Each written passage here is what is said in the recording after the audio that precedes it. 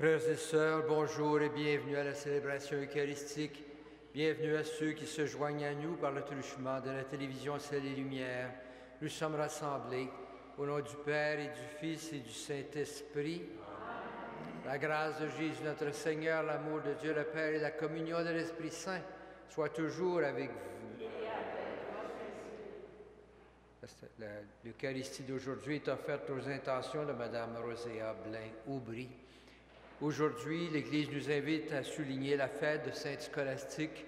Au VIe siècle, Scolastique développe la vie monastique à la manière de Saint Benoît. Dans cette époque troublée de l'Église, des hommes et des femmes veulent, par la prière et la contemplation, chercher le Seigneur et supporter l'Église par leur prière. Entrons dans cette célébration en reconnaissant que nous sommes pécheurs et demandons pardon au Seigneur pour nos fautes.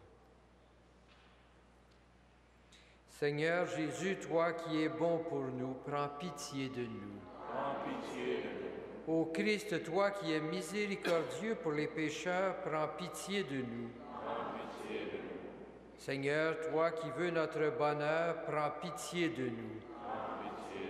Que Dieu Tout-Puissant nous fasse miséricorde, qu'il nous pardonne nos péchés et nous conduise à la vie éternelle. Amen. Prions le Seigneur. En célébrant la mémoire de Sainte Scolastique, Seigneur, nous te prions. Fais que nous sachions nous aussi te servir avec une charité sans défaut et goûter la douceur de ton amour par Jésus-Christ notre Seigneur, qui vit et règne avec toi dans l'unité du Saint-Esprit pour les siècles des siècles.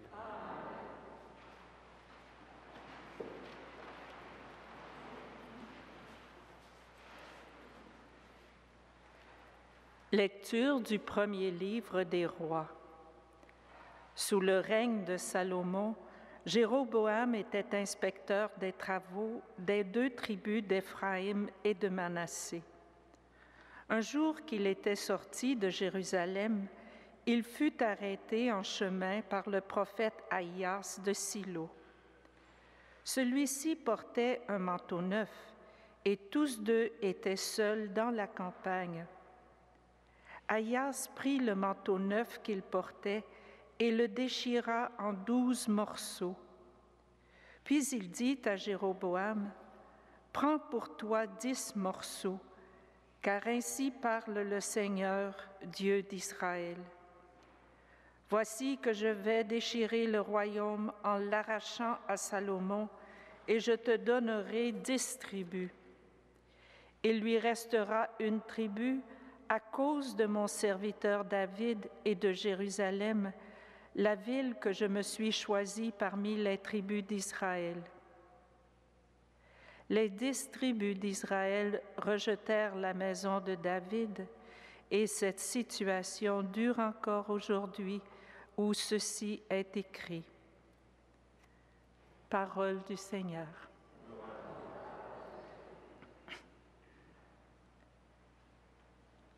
Ensemble, écoutons la voix du Seigneur, notre Dieu.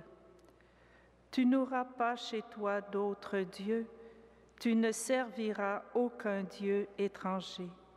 C'est moi, le Seigneur ton Dieu, qui t'ai fait monter de la terre d'Égypte. Écoutons la voix du Seigneur, notre Dieu. Mais mon peuple n'a pas écouté ma voix. Israël n'a pas voulu de moi. Je l'ai livré à son cœur endurci, qu'il aille et suive ses vues. Écoutons la voix du Seigneur, notre Dieu.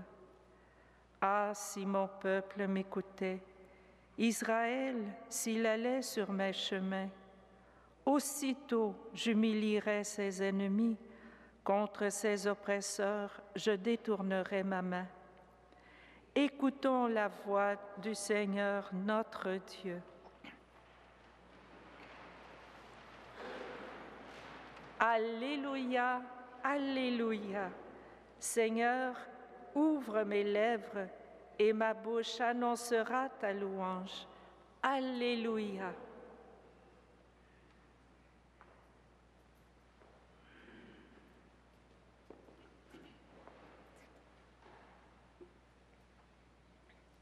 Le Seigneur soit avec vous. Évangile de Jésus-Christ selon saint Marc. Jésus quitta la région de Tyr. Passant par Sidon, il prit la direction du lac de Galilée et alla en plein territoire de la Décapole. On lui amène un sourd muet et on le prie de poser la main sur lui. Jésus l'amena à l'écart, loin de la foule, lui mit les doigts dans les oreilles et prenant de la salive, lui toucha la langue. Puis les yeux levés au ciel, il soupira et lui dit « Ephata », c'est-à-dire « Ouvre-toi ». Ses oreilles s'ouvrirent aussitôt, sa langue se délia et il parlait correctement. Alors Jésus leur recommanda de n'en rien dire à personne, mais plus il leur défendait, plus il la proclamait. Très vivement frappé, il disait « Tout ce qu'il fait est admirable. Il fait entendre les sourds et parler les muets. » Acclamons la parole du Seigneur.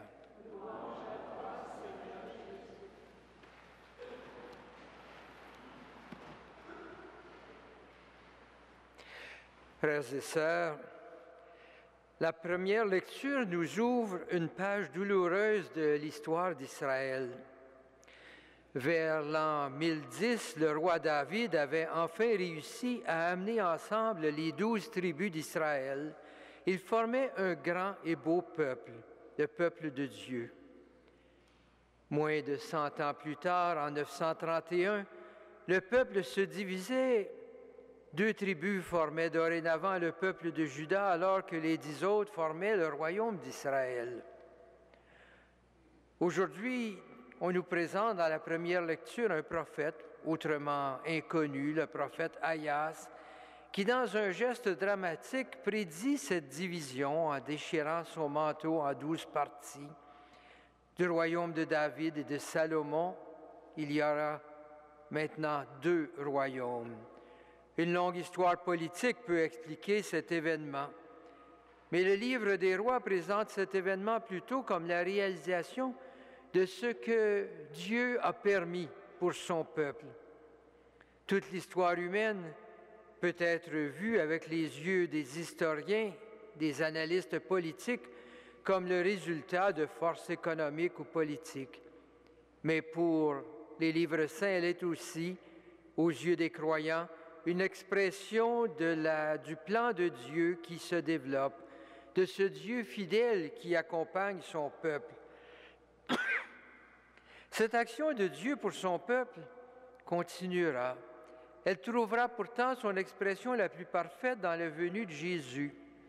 En lui, tout l'amour, toute la compassion de Dieu pour son peuple et pour l'humanité se manifeste.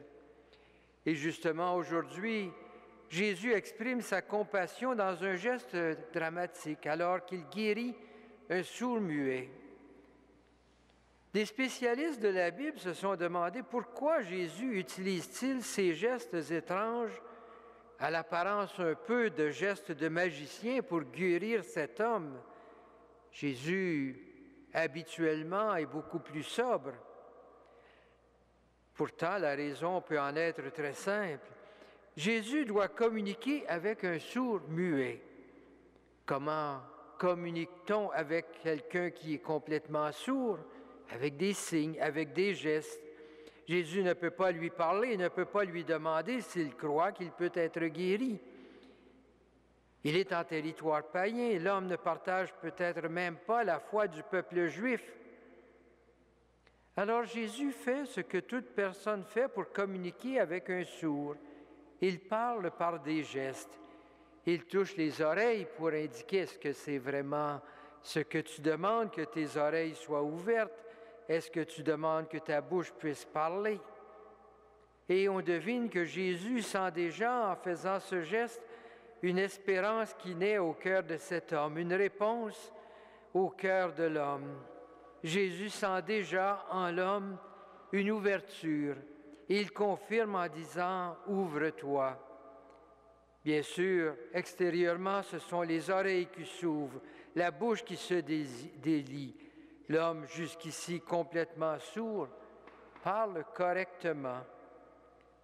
Ce geste de Jésus nous montre cette compassion qui l'amène à rejoindre la personne au plus profond d'elle-même, en tenant compte de la réalité de chaque personne. Chacun peut être rejoint d'une manière différente.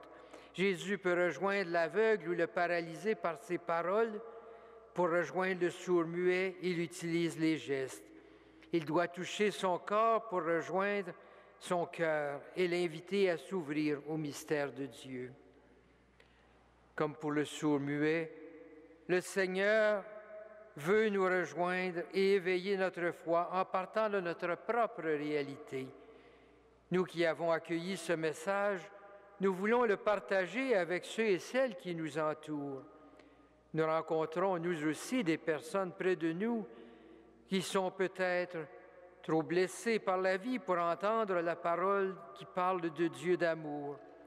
Nos gestes patients, notre présence aimante pourra, comme les gestes de Jésus dans l'Évangile, être le geste, l'attitude qui ouvre le cœur de l'autre.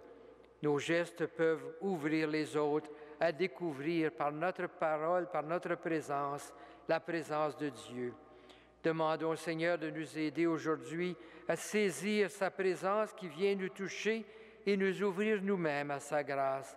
Et demandons-lui de nous aider à trouver le geste qui pourra atteindre le cœur de l'autre et aider l'autre à saisir un rayon de sa lumière.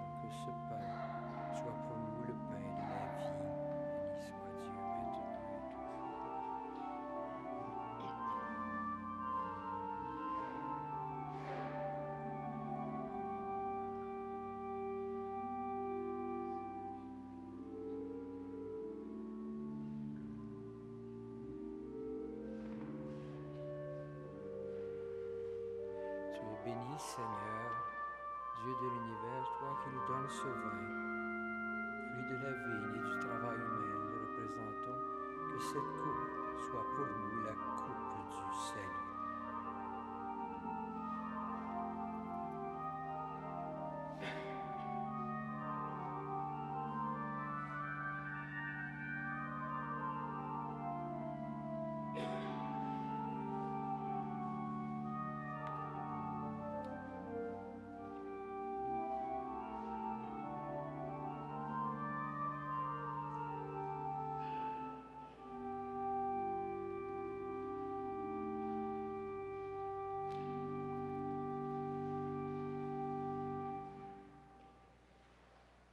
Prions ensemble au moment d'offrir le sacrifice de toute l'Église.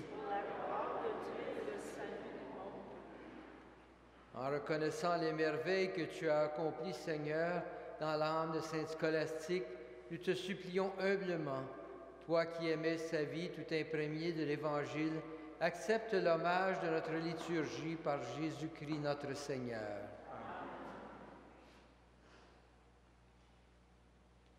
Le Seigneur soit avec vous. Élevons notre cœur. Rendons grâce au Seigneur notre Dieu. Vraiment, il est juste et bon de te rendre gloire, de t'offrir notre action de grâce toujours et en tout lieu.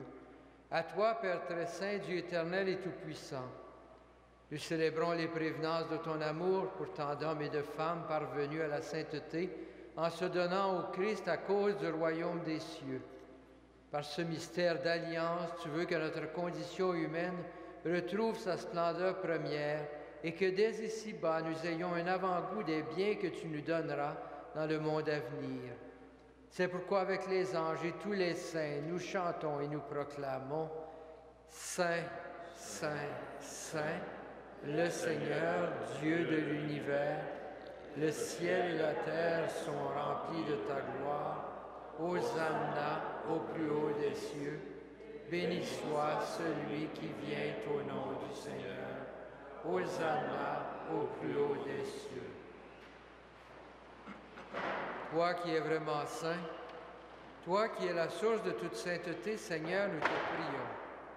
Sanctifie ces offrandes en répandant sur elles ton esprit, qu'elles deviennent pour nous le corps et le sang de Jésus, le Christ notre Seigneur. Au moment d'être livré et d'entrer librement dans sa passion, il prit le pain, il rendit grâce, il le rompit et le donna à ses disciples en disant « Prenez et mangez-en tous, ceci est mon corps livré pour vous. »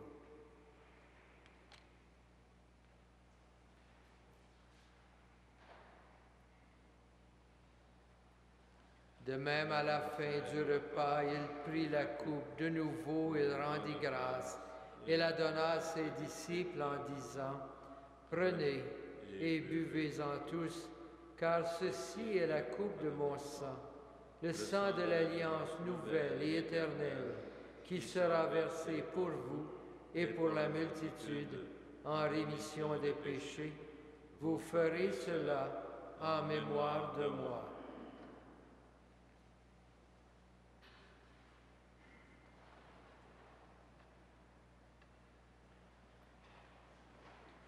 Il est grand, le mystère de la foi. Nous proclamons ta mort, Seigneur Jésus. Nous célébrons ta résurrection. Nous attendons ta venue dans la gloire. Faisant ici mémoire de la mort et de la résurrection de ton Fils, nous t'offrons, Seigneur, le pain de la vie et la coupe du salut. Et nous te rendons grâce, car tu nous as choisis pour servir en ta présence. Humblement, nous te demandons qu'en ayant part au corps et au sang du Christ, nous soyons rassemblés par l'Esprit Saint en un seul corps. Souviens-toi, Seigneur, de ton Église répandue à travers le monde. Fais-la grandir dans ta charité avec le pape Benoît, notre évêque Jean-Claude et toutes les personnes qui ont la charge de ton peuple.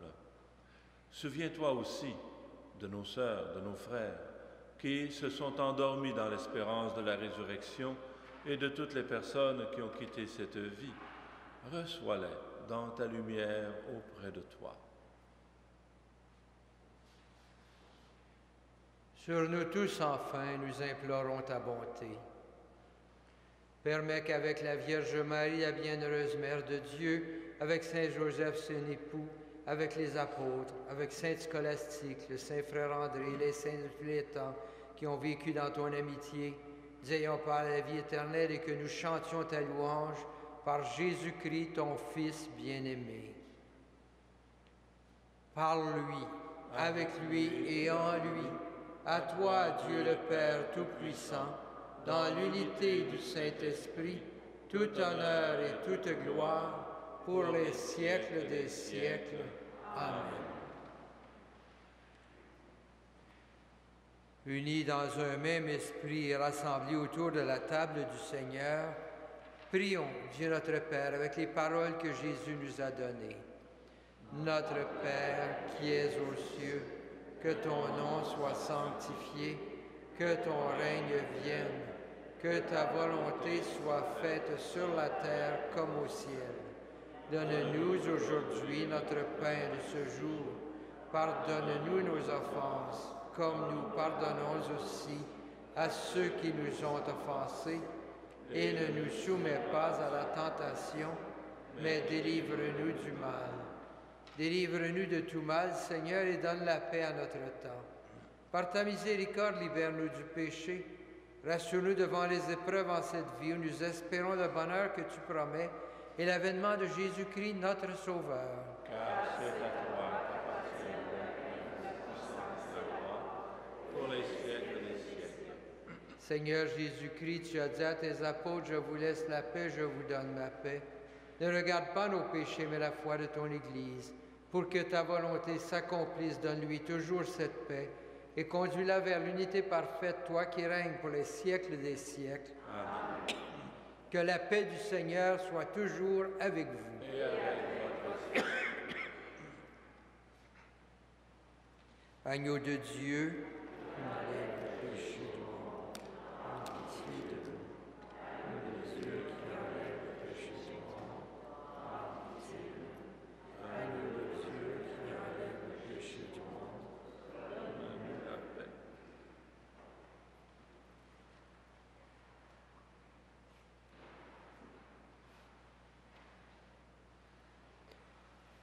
Heureux les invités au repas du Seigneur. Voici l'agneau de Dieu qui enlève le péché du monde. Seigneur, je ne suis pas digne de te recevoir, mais dis seulement une parole et je serai guéri.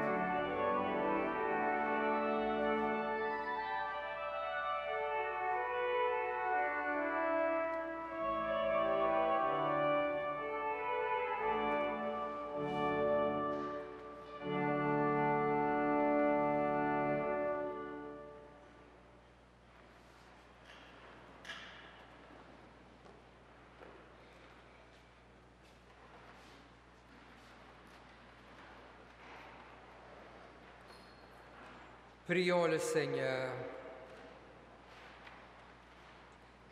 Par cette nourriture que tu nous as donnée, Seigneur, nous avons renouvelé nos forces et nous te supplions encore, afin qu'à l'exemple de sainte Scolastique, portant dans notre corps la passion de Jésus, nous cherchions à ne vivre plus que pour toi, par Jésus le Christ, notre Seigneur. Amen. Le Seigneur soit avec vous. Que le Seigneur, le Dieu Tout-Puissant, vous bénisse, le Père, le Fils et le Saint-Esprit. Frères et sœurs, que Saint Joseph et Saint Frère André vous accompagnent, que Sainte Scolastique vous inspire par sa vie. Allez dans la paix et dans la joie du Christ. Amen.